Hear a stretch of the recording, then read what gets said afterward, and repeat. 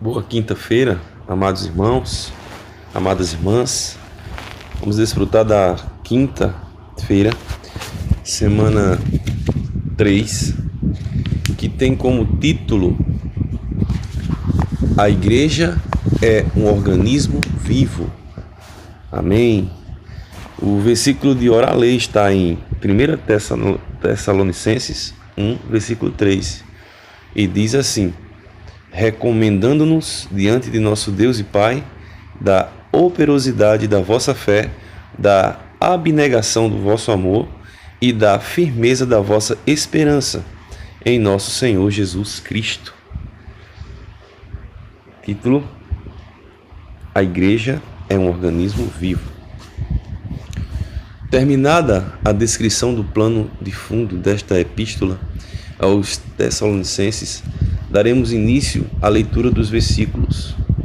Paulo, Silvano e Timóteo, a igreja dos Tessalonicenses, em Deus Pai e nosso Senhor Jesus Cristo, graça e paz a vós outros. Nessa passagem, Paulo deixa claro que não está oferecendo outra religião, mas apresentava um Deus vivo, que é o Criador e Pai.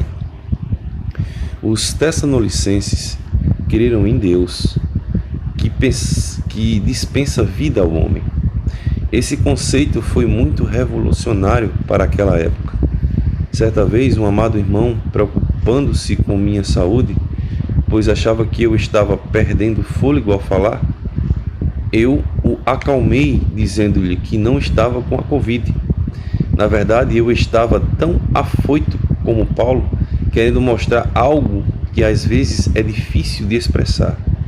No contexto em que viviam os Tessalonicenses, era possível alguém oferecer uma filosofia melhor ou outra religião, mas os apóstolos mostraram um Deus que deseja ser o Pai do ser humano. Não se tratava de uma nova religião, mas de fazer da igreja um organismo vivo, divino e celestial, algo inexistente até então na cultura humana. Para isso ocorrer, é necessário haver a operosidade da fé ou a obra de fé. A fé trabalha, é poderosa e não se resume a um cartão de entrada para uma religião. Atualmente, os comportores dinâmicos estão nas ruas contatando pessoas. Muitos, como eu, não podem deixar suas casas em razão do isolamento social. Todavia, nossos queridos irmãos comportores estão batalhando essa guerra por nós, levando o evangelho do reino por meio dos livros. A distribuição por dia chega a ser de 8 a 9 mil livros por meio do Posso Orar por Você? Milagres têm ocorrido, sendo perceptível a mudança no semblante das pessoas após receber a oração. Se por um lado os comportores trabalham rápido para alcançar um maior número de pessoas, por outro, compete a nós, como a igreja, vir em seguida, recolhendo os frutos. Depois de salvas, todas as pessoas precisam fazer parte da igreja em cada cidade. Não estamos convencendo ninguém a entrar em uma nova religião, mas receber a vida e a natureza de Deus.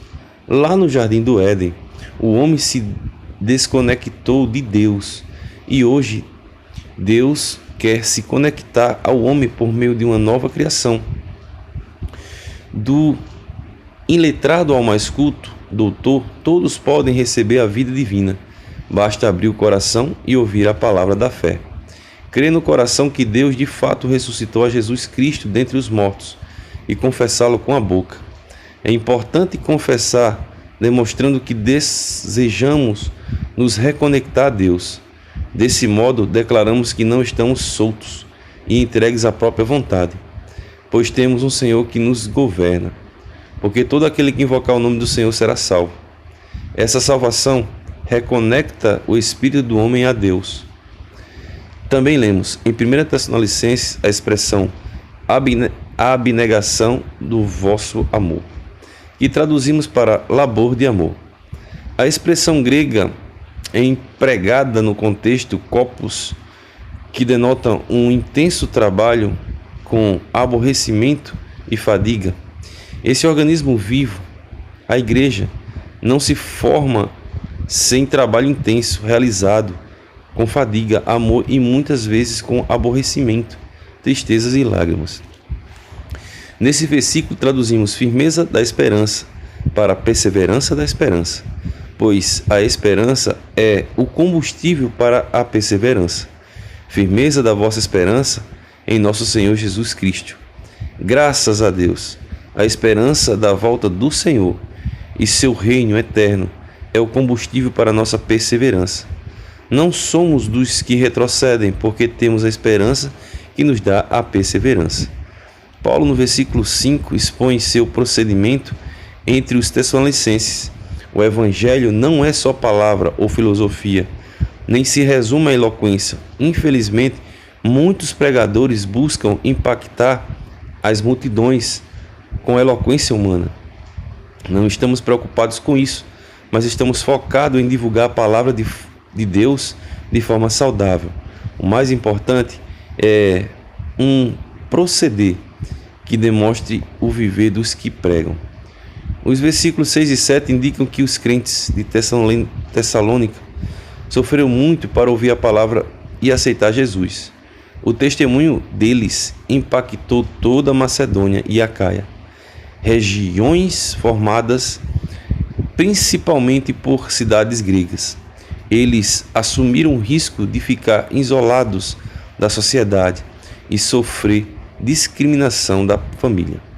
É admirável como tiveram forças e uma conversão tão forte. Os gregos tinham muitos deuses, um para cada necessidade humana. No Brasil, há pessoas que, por exemplo, quando querem se casar, procuram o santo casamenteiro. E o mesmo princípio dos gregos, mas nós apresentamos a todos o Deus vivo e verdadeiro.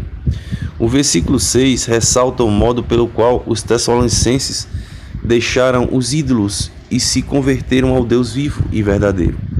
Não pensem que lhes foi fácil deixar os ídolos, mas a obra de fé lhe deu poder e forças. Essa obra de fé é poderosa e nos conduz a servir em uma esfera de labor de amor. Finalmente, o versículo 10 traz-nos a esperança. E para aguardardes dos céus o seu Filho, a quem ele ressuscitou dentre os mortos, Jesus, que nos livra da ira vindoura. Essa esperança é que nos dá motivação para perseverarmos até que a igreja amadureça e seja plenamente reconectada a Deus. Pergunta: qual destes três aspectos, obra de fé, labor de amor e perseverança da esperança, você precisa desenvolver mais na sua vida? Amém, santos? De acordo com o falar de hoje, e o título dessa mensagem, que é A Igreja é um Organismo Vivo, vale ressaltar e esclarecer para os irmãos a intenção de Paulo a escrever a epístola aos Tessalonicenses. Lá em 1 Tessalonicenses 1, versículo 1, Paulo começa a falar nesses termos. Nessa passagem, Paulo deixa claro que não estava oferecendo outra religião, mas apresentava um Deus vivo que é Criador e Pai. Os Tessalonicenses creram em Deus, que dispensa vida ao homem. Esse conceito foi muito revolucionário para a época. Como é que o versículo lá começa? Paulo dizendo assim, Paulo, Silvano e Timóteo, a igreja dos Tessalonicenses em Deus, Pai, e do nosso Senhor Jesus Cristo, graça e paz a vós outros, Então, irmãos, a igreja, de fato, ela é um organismo vivo. A igreja jamais será uma religião, ou uma religiosidade, ou um local distinto de práticas, de dogmas, nada disso. A igreja que Paulo, com muita clareza, mostrou aos irmãos de Tessalônica, era uma igreja viva, um organismo vivo. Os irmãos, muitas vezes entre nós, a gente costuma dizer e falar e repetir que estamos na vida da igreja, né? Entre nós isso é muito comum, é até simples, mas os irmãos já pararam para perceber quão profundo é a vida da igreja? A vida da igreja significa a igreja que vive, a igreja que ama, a igreja que clama, a igreja que chora, a igreja que é perseguida, a igreja que é exaltada, a igreja que muitas vezes é humilhada. Mas, irmãos, a gente precisa tocar num ponto que é primordial. Aonde nós pormos os pés, ali estará a igreja. A palavra diz: onde tiver 2 ou 3 reunidos em meu nome, eu ali estarei. E refere-se também à igreja como isso, né? Como esse ponto aí. Louvado seja o Senhor, porque a igreja, ela prega evangelho até mesmo por meio de livros. O irmão compartilha no dia de hoje que existem muitos irmãos experimentados, irmãos aperfeiçoados, irmãos com muitos ministérios, mas que infelizmente ainda estão enclausurados dentro das suas próprias casas devido ao isolamento social, por fazerem parte do grupo de risco. Mas a pregação parou? A igreja deixou de avançar? De forma nenhuma. Atualmente os comportores dinâmicos estão nas ruas, contatando pessoas. Amados irmãos, tem muitos irmãos na linha de frente, ali enfrentando todo tipo de adversidade, para encontrar pessoas e oferecer-lhe algo que o dinheiro não pode dar, o dinheiro não pode comprar, que é uma oração. Ou o famoso: eu posso orar por você? Dificilmente uma pessoa recusará uma oferta como essa. Sabe por quê? Porque os dias são maus, os dias são sombrios, são pesados. Na penumbra da noite existem perigos que fazem muitas vezes com que as pessoas se sintam desconfortáveis e inseguras dentro do seu relacionamento conjugal, dentro do seu viver familiar, dentro do seu trabalho, e de repente recebe uma oração e sente o quê? Paz.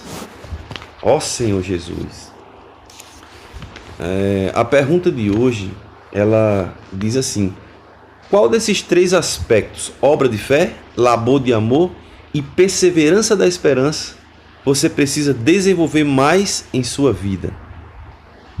Irmãos, são 3 itens assim que, como o Israel, da última vez que esteve aqui em Guarabira, ele falou muito bem para nós, que esses itens, eles representam uma espécie de tripé. E esse tripé, ele praticamente, ele confirma a base da igreja. O que há de mais importante na igreja. Por exemplo, obra de fé. Irmãos, a palavra diz que sem fé é impossível agradar a Deus. Portanto, todo serviço feito na igreja precisa ser por obra de fé.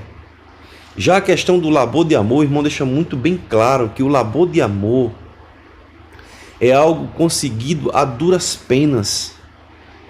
Já pensou em cuidar de um casal, de um jovem problemático, onde você já acumulado com muitos problemas do dia a dia, você vai tentar cuidar dessa família, dessa pessoa, desse jovem, e muitas vezes recebe um não, recebe uma indiferença, mas aí por muito labor você continua ali focado no desejo de Deus de ganhar aquela pessoa, e lá no final essa pessoa realmente recebe o evangelho e se converte ao Senhor.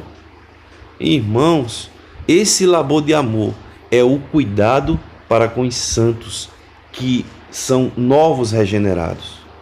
E a perseverança da esperança é algo que jamais pode faltar em nós, porque no dia que faltar, irmãos, a esperança, ó Senhor Jesus, também não haverá perseverança.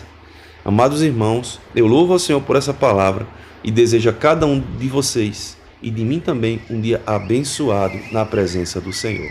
Amém.